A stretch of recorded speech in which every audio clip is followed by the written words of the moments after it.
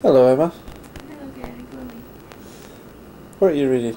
I'm reading Frommer's Boston. Alright. What we're going to do this morning? And what are we going to do this morning? Shop Shop? for clothes. Okay, yeah, that's a good idea because, ladies and gentlemen, We have no luggage. that is our luggage, and that is our luggage, and KLM lost our other luggage. Don't we love KLM? We love them because it gives us an excuse to spend money. Yep. So, what do we have outside a Boston, to paraphrase Basil Fawlty, a Boston hotel window? The Hanging Gardens of Babylon. No. You've got a river. The Charles River. That'll be the Charles River. Look. And that is MIT. Just across the river. And that is a monument to Darwin, I think.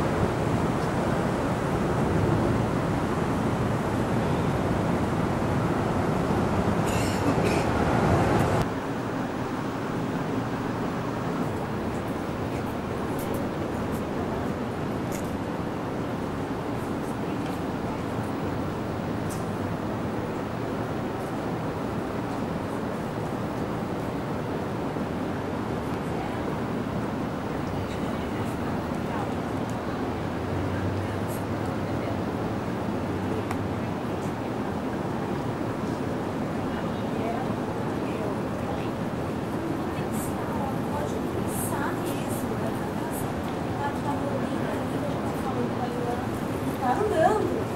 Tá ali.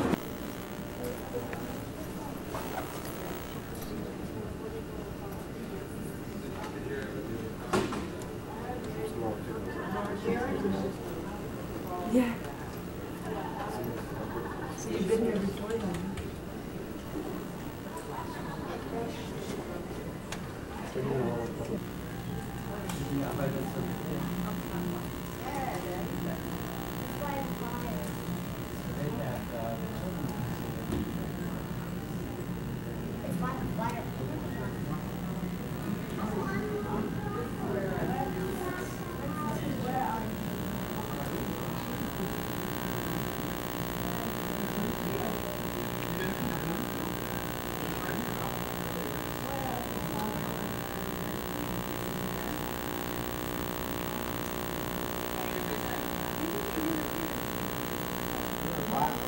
Eine Karte? Kreditkarte?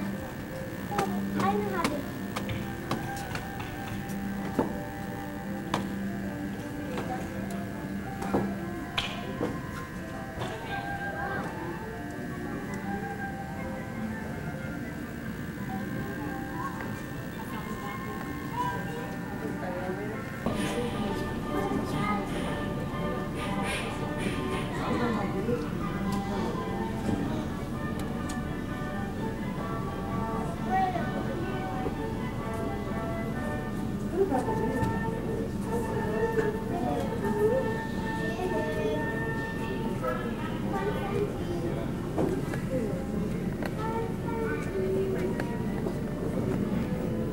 How does that work? Maybe on standby. No, it's been off all the time. Oh, look, there's a duck. And there are people out on swans. What a job to sit and pedal a swan all day and push fat Americans round a pond. So there's no shortage of people to do it there. There's a couple more people. I can't see the expression.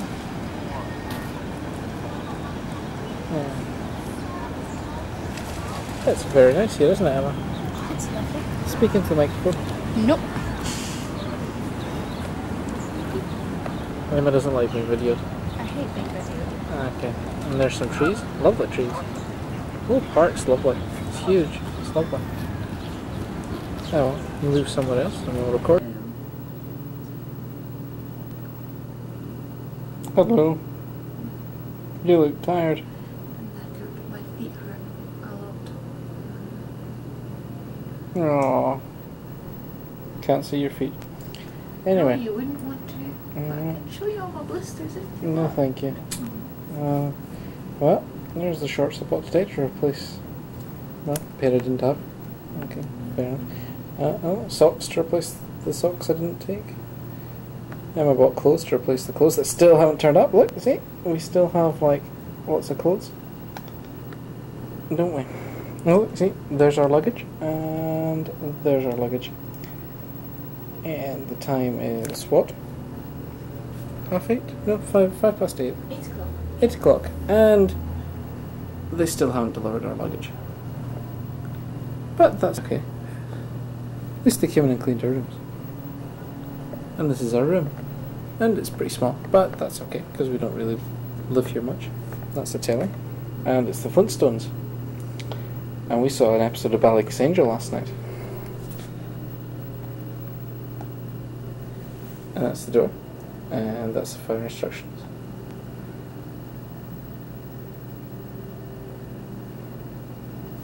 And that's the darkened bathroom.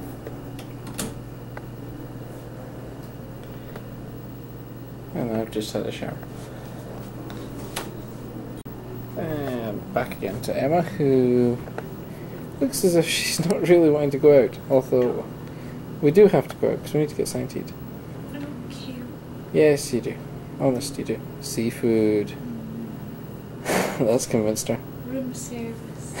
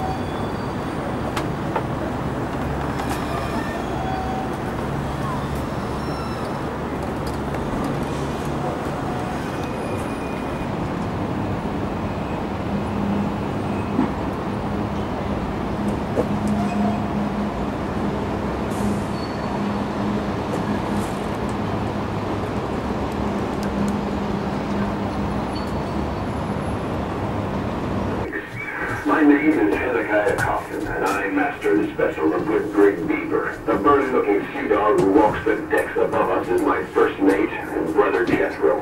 Our cargo is collected from East India men in London who sail to China and beyond. We carry back to the colonies a multitude of goods, porcelain, silk, spices, and on this voyage, 112 chests of tea. I'm told it can cure griping of the guts.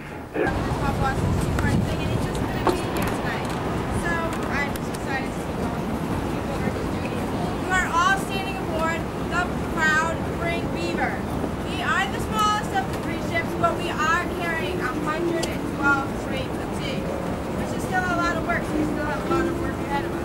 Let's do it.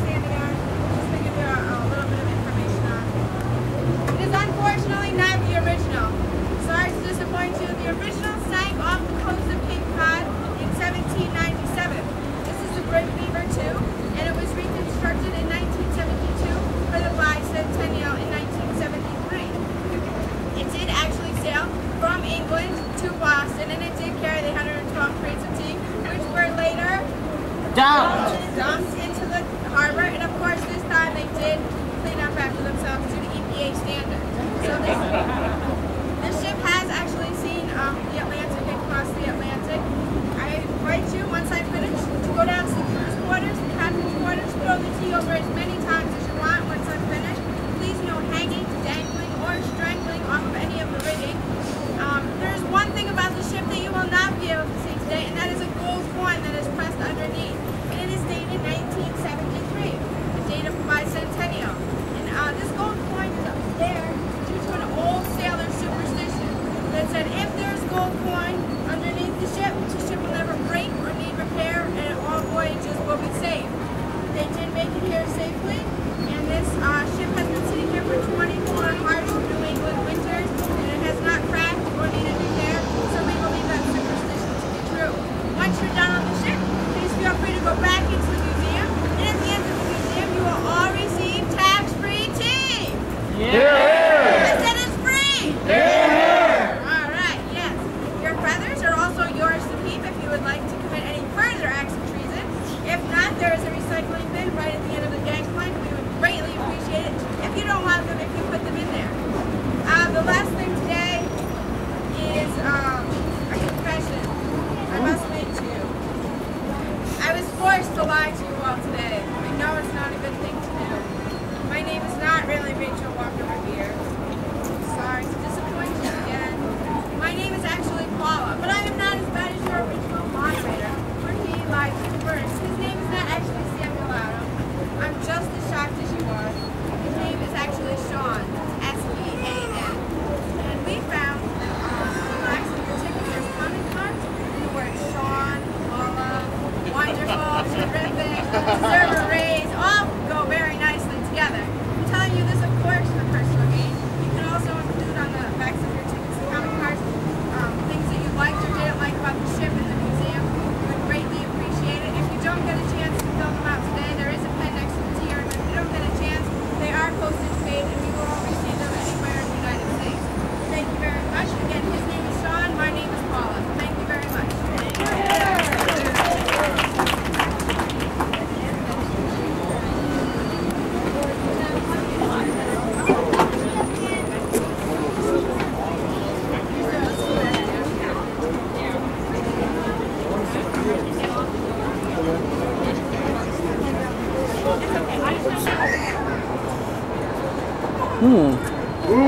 The way the best dressed Indians are dressing this summer. Emma's got a feather in her hair. Emma's got a feather in her hair.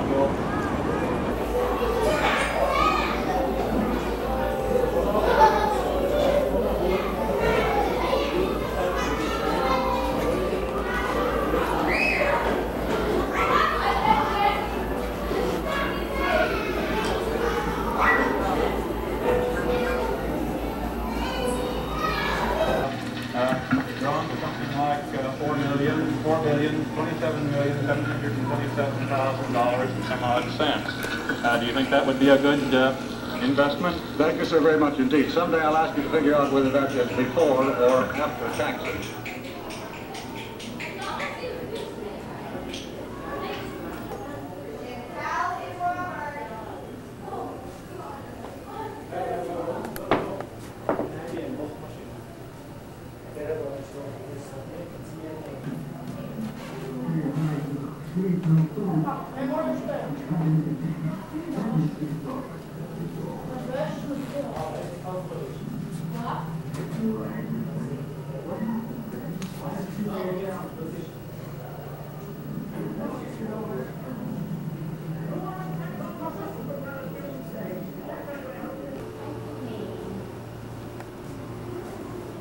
There's a bloke hiding under his desk, Emma. No wonder if you had to use that.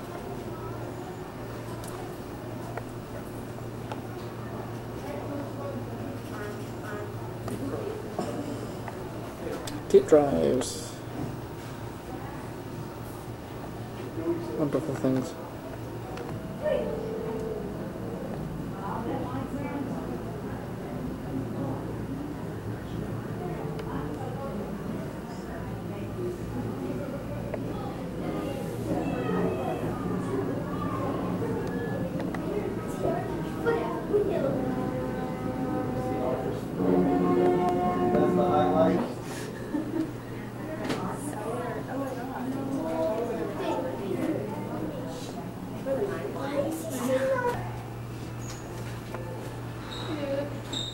That's a big CD-ROM you've got there, dear.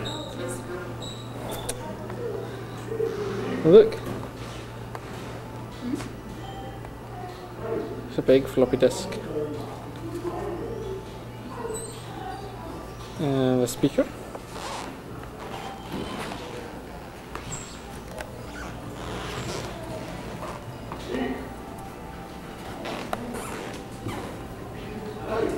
And the keyboard.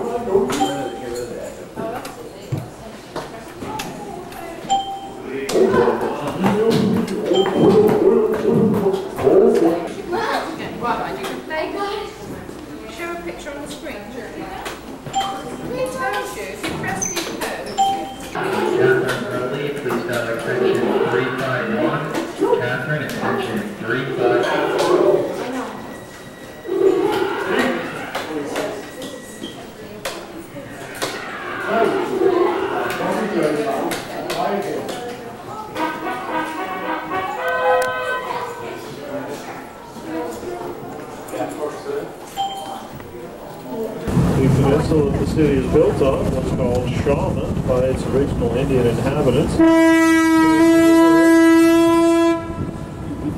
That means living waters in their language because of the freshwater springs that flow from the sides of the 3 hills that the city is built on. And this made it an ideal site for settlement, in addition to the fine natural hub. They left England for the New World, seeking religious and political freedom.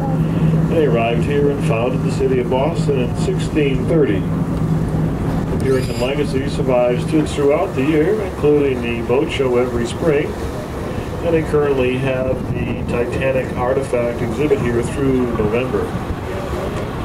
Coming up next is the famous Boston Fish Pier, built in 1914 to accommodate Boston's huge fishing fleet, which used to tie up downtown the backside of Long Wharf. And they built this special pier here to accommodate the industry and the boats, move them all out of the congestion of downtown, and move the smell as well.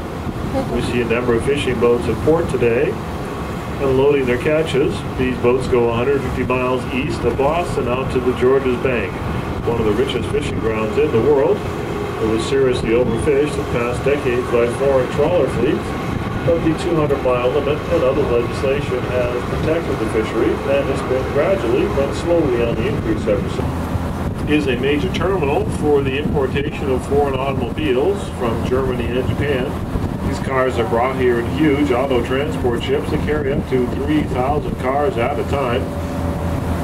They drive the cars right off the ship onto the dock by means of a ramp that's built into the ship side. And then these vessels load up and return to Japan carrying a full cargo of U.S.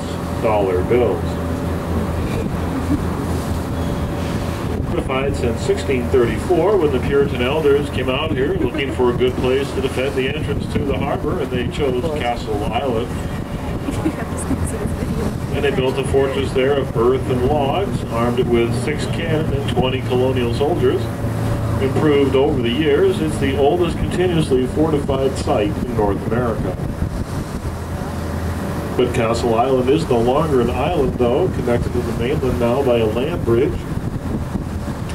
And you can drive out here, take the tea, drive on. Shore batteries were installed there before the Civil War, also improved over the years. During the First and Second World War, there were 12-inch guns on that hilltop there, on disappearing carriages, and they'd rise up over the hilltop and fire their shells 10 miles out to sea. The hill is laced with tunnels and magazines connected to the observation post on the side of the hill. There was an anti-submarine net stretched across the harbor entrance there during the wars. And the control station for the electric minefield that defended the outer harbor was there. During the Cold War 50s, there was a Nike missile base out on the island defending the skies over Boston. But since that time, the abandoned missile silos are now used to warehouse thousands of books from the Boston Public Libraries.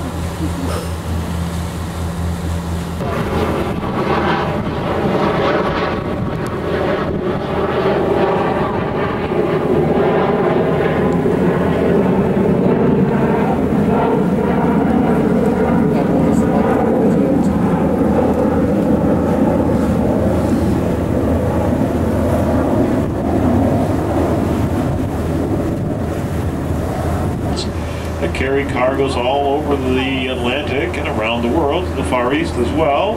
Served as fishing boats and lumber schooners and passenger packets. The gaff rig schooner.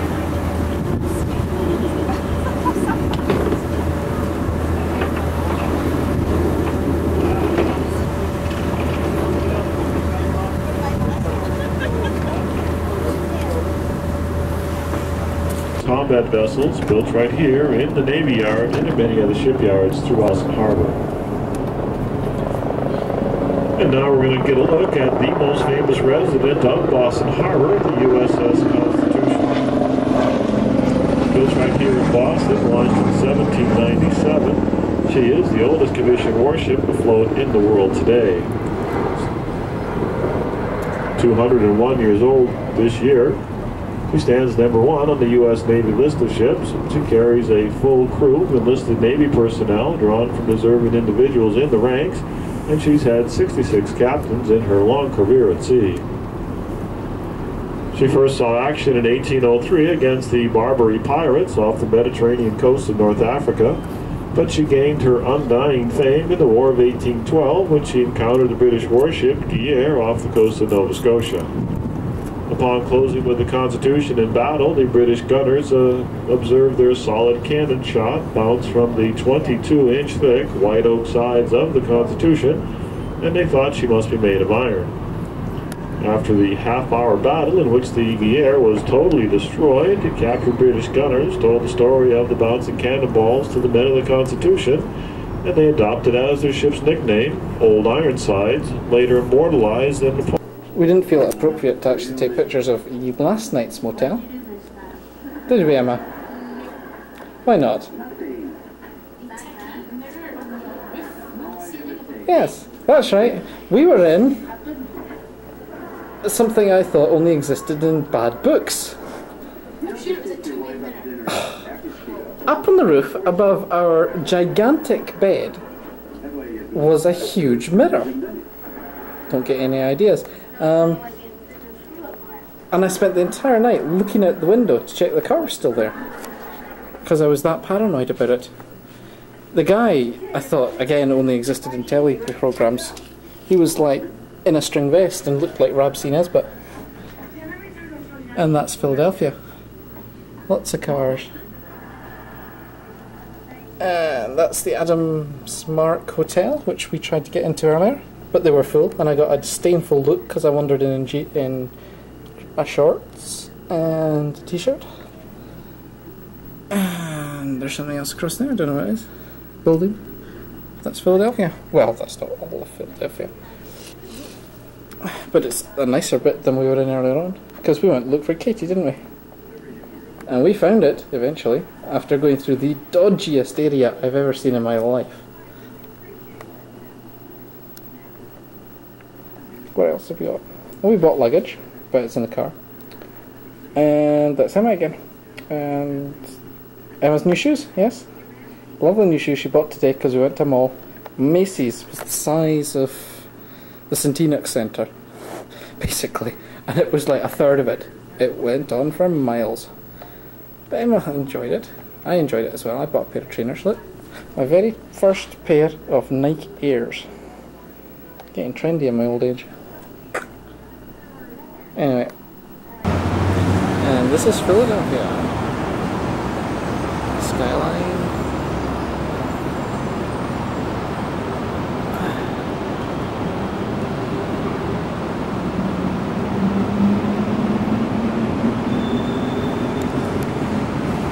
That's the City Hall. Ooh, it goes way up.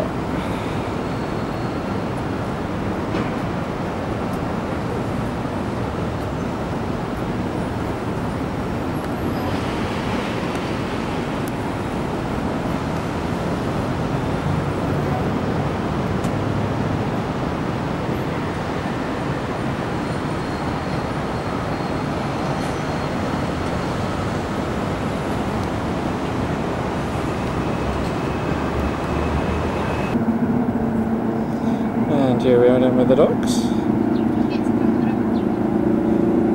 Eh? And there's a steamboat, paddle boat going out.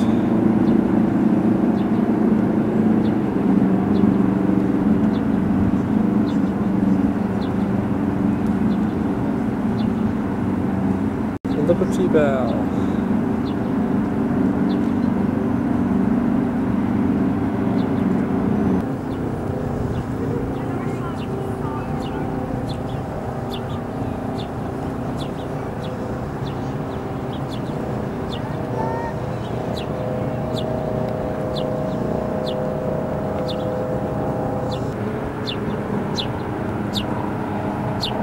And a couple of boats. Well, a boat and a submarine.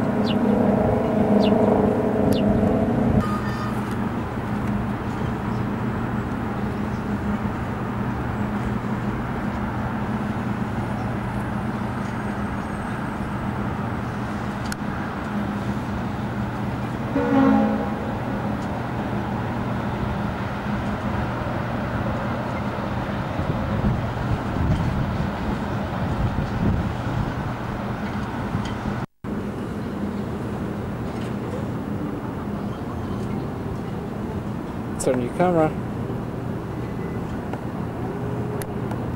And that's Emma lying on the beach. Where's that music coming from? I don't know. Anyway, that's Emma lying on the beach. So good. What do you think of Philadelphia? I think Philadelphia is very nice. It's not as nice as Boston was, but it's nice. It's very historic. I don't know though, it's a bit... I think it's a bit bigger maybe. It's a lot bigger. Yeah. Yeah, it's not... I don't know, I can't put my finger on it. I just preferred Boston. Yeah. Not dislike this, it's nice to walk about it. Show us your new camera then. Come on, what is it? Oh, a new camera? Yeah. It's in here.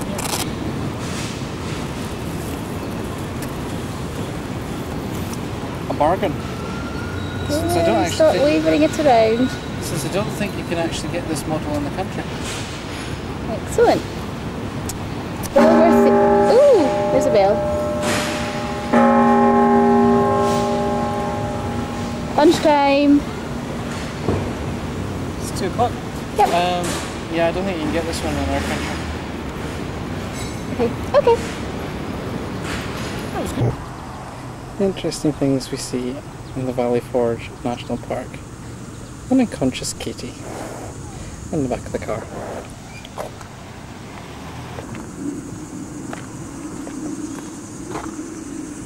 Ta-da!